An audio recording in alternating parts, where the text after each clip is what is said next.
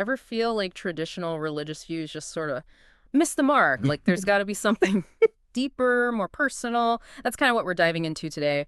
We're checking out the Urantia book, specifically paper 141.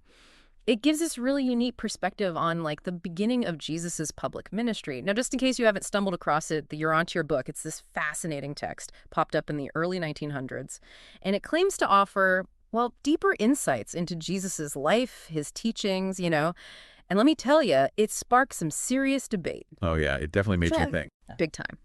But okay, enough background. Let's get to the good stuff. This section, it's like a snapshot of Jesus stepping out from John the Baptist's shadow, right? He's starting to spread his own message. So what makes this deep dive so interesting? We're going beyond those familiar stories, We're going to uncover some surprising insights about God, about unity, and what it really means to transform. It's like getting a backstage pass to history. Kind of cool, right? Totally. Our journey, it all starts in January 27 AD.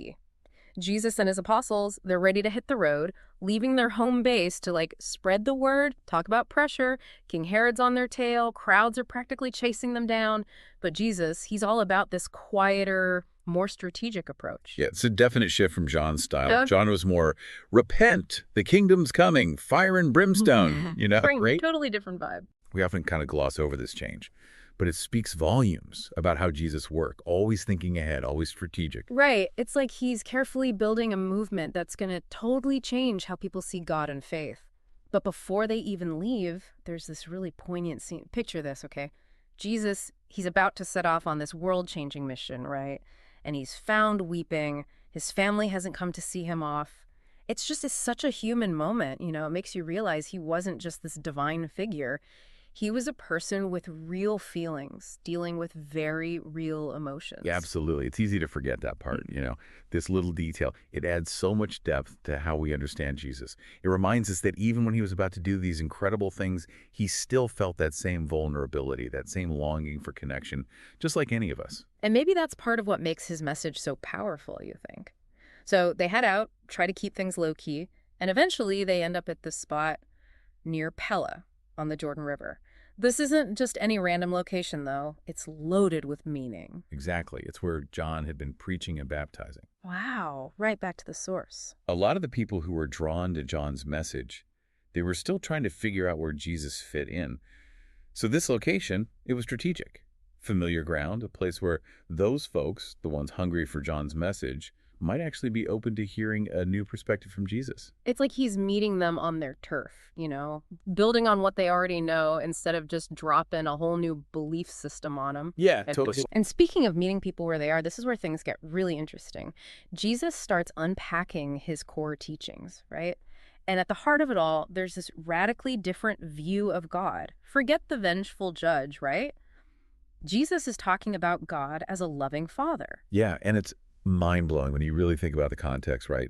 Back then, fear of God's wrath, that was the dominant theme. But Jesus, he flips the script. Totally. He's turning it upside down. He says, and I'm quoting here from the Urantia book, I declare that the kingdom of heaven is the realization and acknowledgement of God's rule within the hearts of man. Wow. He's talking about an inner transformation, a deep personal relationship with a loving God. That's beautiful. It's also kind of intimidating, this whole idea of God's rule being inside us. Makes me wonder, does that mean we become like puppets? What about free will? You're hitting on a question that's puzzled theologians for centuries. Right. But here's where I think the Urantia book's perspective is so insightful. Yeah. It's not about surrendering your will to some outside force. It's about choosing. It's about consciously choosing to align your will with God's will. Okay. Think of it like tuning an instrument. Okay. You're not getting rid of the instrument's unique sound, right? Yeah. You're just refining it. You're making it so it's in harmony with the orchestra. Okay, yeah. That makes a lot more sense. It's not about becoming a robot. It's more about like a conscious surrender to something bigger. Exactly. A higher purpose. And this idea of aligning your will with God's, it's not about erasing individuality either. In fact, the Urantia book, it really emphasizes that spiritual unity. It doesn't have to mean uniformity of thought.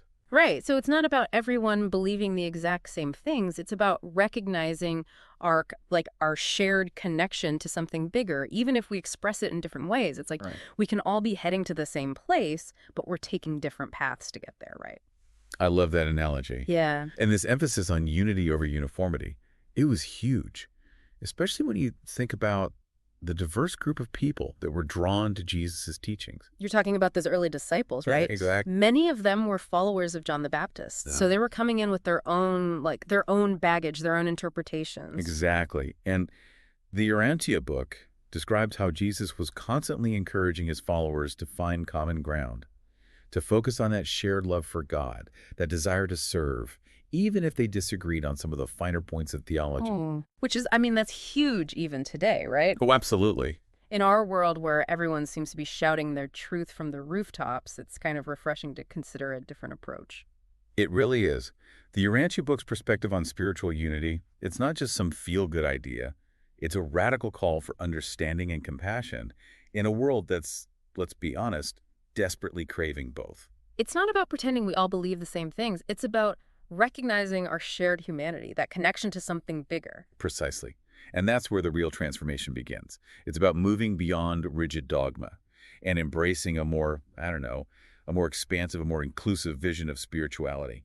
And it's funny because even as Jesus is emphasizing this unity, right, he's also kind of challenging the very structures of traditional religion. He's calling for something way more personal, more about internal change than outward rituals. Absolutely. The Urantia book really highlights how much Jesus emphasized moving beyond empty rituals and dogma. Right. He's not saying rituals are bad. It's that they're meaningless without a genuine connection of the heart. He's all about putting compassion, personal transformation front and center. It's like he's saying, don't just go through the motions. Let your faith transform you from the inside out. Yes.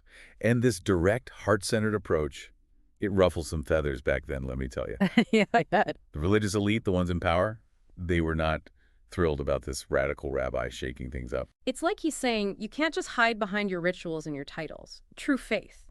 It's about how you live, how you treat other people. Exactly.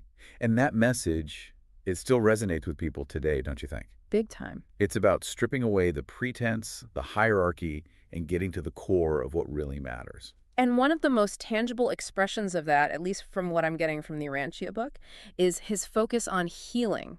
It's not just about preaching, it's about actively alleviating suffering in all its forms. You're right. The Urantia book describes how Jesus healed people with physical ailments, sure, but he also addressed their emotional and spiritual suffering. Right, he was acknowledging the whole person. He recognized that true healing, it involved the whole person, body, mind, and spirit. It's like he's saying, I see you, I see your pain, and I'm here to help. Whether it's a physical illness, a troubled mind, or a spiritual crisis, he meets people where they are and offers compassion and healing. Exactly. And what's so fascinating is that the Urantia book suggests that Jesus' healing power, it wasn't just some supernatural gift. Okay, interesting. It was rooted in his deep connection to the divine, his unwavering faith, and his profound empathy for others. So it's not that we should all expect miracles every time we pray for someone. It's more about cultivating that same love, that same compassion, that same connection to the divine within ourselves. You got it. It's about recognizing that we all have the capacity to be instruments of healing in the world, to alleviate suffering however we can. Now, there's one aspect of the Urantia book's account of Jesus' healing ministry that I find really intriguing. It's the way he addresses this concept of evil spirits. Ah, yeah. That's one of the more, shall we say, debated aspects of the Urantia book. But what I find so fascinating is how the book presents Jesus' approach. It's not just about casting out demons. It's about understanding their nature, where they come from, even their connection to what we might call mental illness today. It's like he's saying, look, there's more to this world than what we see. There are forces at play that we don't fully get. Yeah, it's a perspective that might seem a little out there for some, but the book is clear. Jesus took this unseen world seriously. And he didn't shy away from it at all. No, not at all. He didn't just dismiss people who were struggling mentally or emotionally as, as possessed. He saw how complex their suffering was.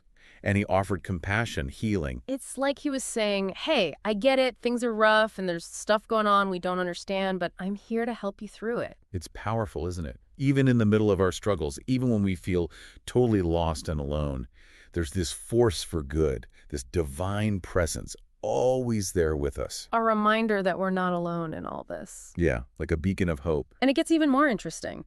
The book suggests that as we evolve as humanity, as we choose a more loving, more enlightened way of being, the influence of these negative forces, these evil spirits, it'll lessen. So we're not just waiting around for someone to swoop in and fix everything. Right. We've got a part to play in making a better world. Mm. Exactly. Aligning ourselves with that good stuff inside us, that potential for love, for compassion, understanding.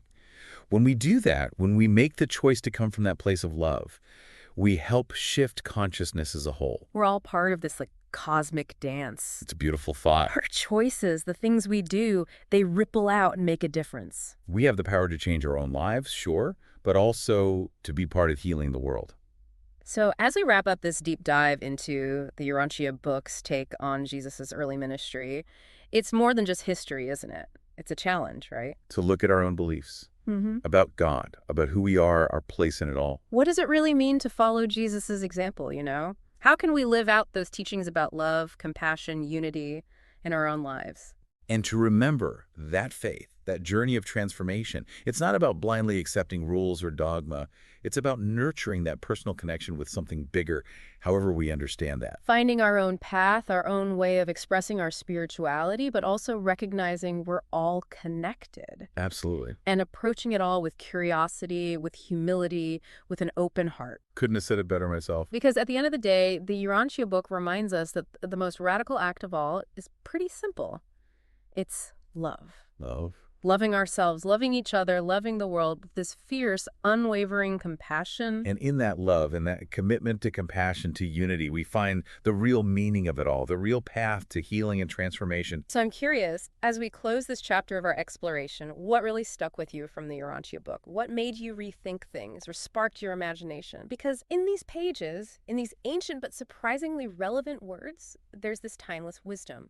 And it has the power to change not just our beliefs, but our lives. And as we move forward, let's take that wisdom with us, that love, that hope out into the world, creating those ripples of compassion, of understanding, of unity. Wherever we go,